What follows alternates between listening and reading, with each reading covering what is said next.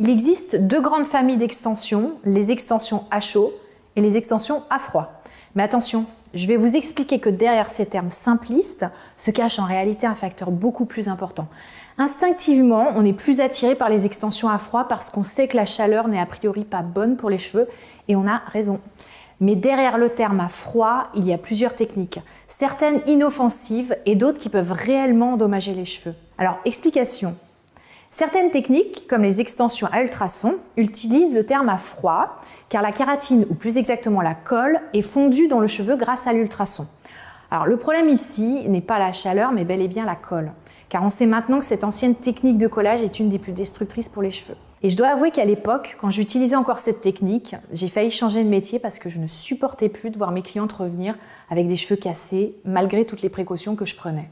D'autres techniques utilisent des fils qui doivent être serrés tellement fort autour des cheveux pour que ça tienne qu'ils finissent par les sectionner dès la racine. Je pense aux extensions à fil, au tissage et autres techniques cousues.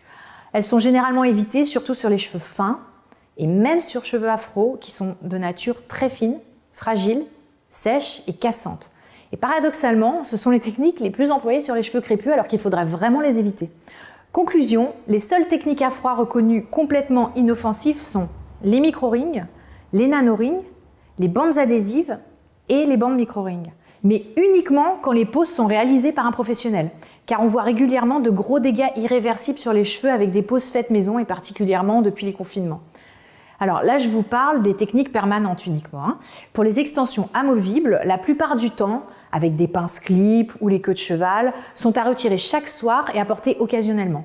Mais pas au quotidien, car les pinces et le poids moins bien équilibrés que le mèche à mèche finiraient par vraiment endommager les cheveux, surtout les cheveux fins et fragiles.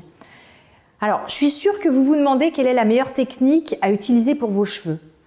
Car certaines pourront très bien convenir aux cheveux épais, mais pas aux cheveux fins par exemple.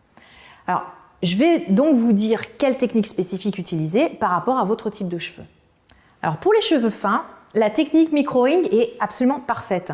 Elle est passe-partout, facile à entretenir et on obtient de très bons résultats sur cheveux fins.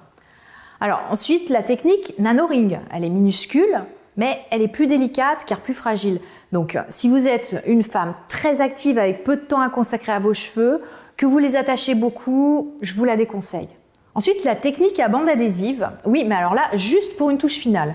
Elle sera dans ce cas à associer le plus souvent avec les micro-rings ou occasionnellement avec les nano-rings.